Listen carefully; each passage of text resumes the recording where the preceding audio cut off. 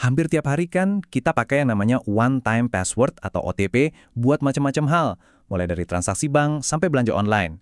Rasanya sih aman-aman aja ya, gampang, modern.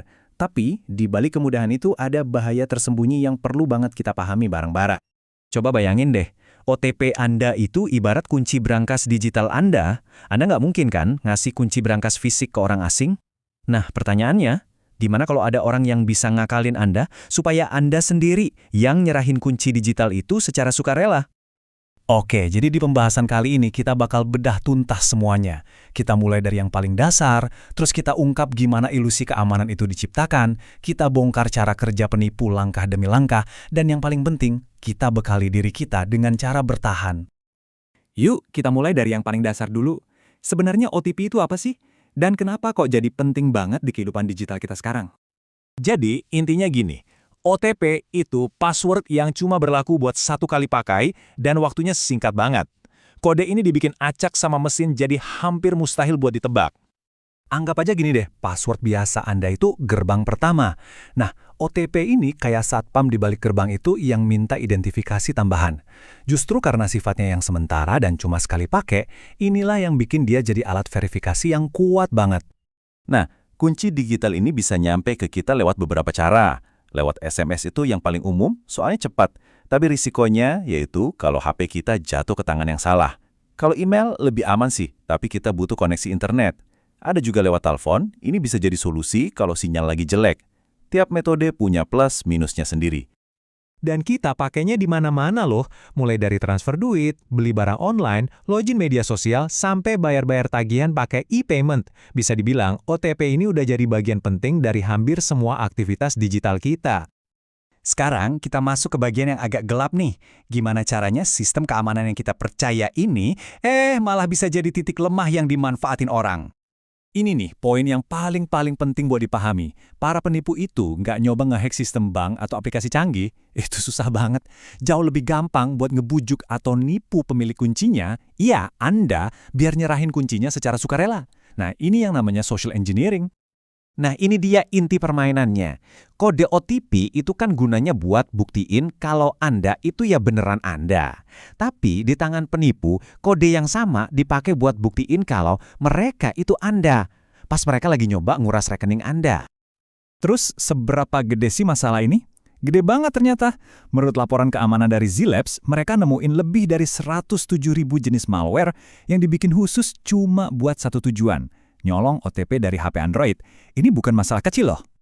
Dan ini bukan masalah lokal, tapi udah jadi masalah global.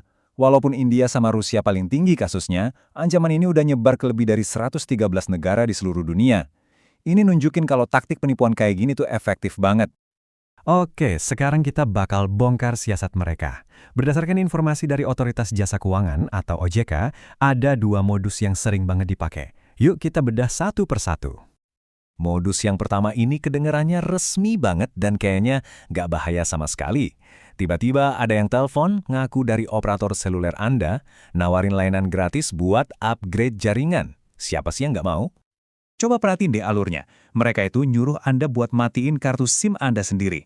Nah, pas Anda kasih PIN aktivasinya ke mereka, itu sama aja Anda ngasih kontrol penuh nomor HP Anda ke mereka. Sejak detik itu, semua OTP bank yang dikirim ke nomor Anda, masuknya ya ke kartu SIM yang dipegang penipu. Udah deh, game over. Nah, modus yang kedua ini mainnya pakai emosi yang beda, rasa takut. Kali ini mereka nggak nawarin hal bagus, tapi justru ngancem pakai sesuatu yang jelek, yaitu biaya admin yang tiba-tiba naik drastis. Mereka bakal nyebut angka yang spesifik dan cukup gede buat bikin Anda panik. Misalnya biaya bulanan baru jadi Rp150.000. Tujuannya, biar Anda pengen cepet-cepet beresin masalah ini tanpa mikir panjang. Jadi polanya gini, mereka bikin masalah, terus nawarin diri jadi solusinya. Dalam kondisi panik karena takut kena biaya mahal, korban gampang banget ngikutin instruksi buat update data. Padahal itu sebenarnya proses buat nyerahin PIN dan, yaitu tadi, kode OTP-nya. Oke, kita udah tahu cara main mereka. Sekarang bagian yang paling penting, gimana cara kita ngelindungin diri? Kabar baiknya, pertahanannya sebenarnya simple kok. Pesan utama dari OJK itu sebenarnya jelas dan to the point banget. Semuanya balik lagi ke satu hal, jaga data pribadi Anda, sama kayak Anda ngejaga barang berharga lainnya. Coba kita pecah ya. Pertama, hati-hati sama orang yang ngaku-ngaku petugas di tempat umum. Kedua, Selalu cek ulang alamat email atau situs web. Penipu itu jago banget bikin tiruan yang mirip asli. Dan yang ketiga, ini nih aturan emasnya. Jangan pernah, sekalipun, bagiin data-data rahasia ini. Kalau ada satu hal yang harus banget Anda ingat dari semua ini, ingat yang ini ya, nggak ada alasan apapun, buat petugas bank atau lembaga resmi manapun minta OTP atau PIN Anda. Kalau ada yang minta, itu udah 100% penipu. Langsung tutup teleponnya, langsung hapus pesannya, nggak usah ragu. Oke, kita sampai di bagian akhir nih. Yuk kita rangkum pesan utamanya.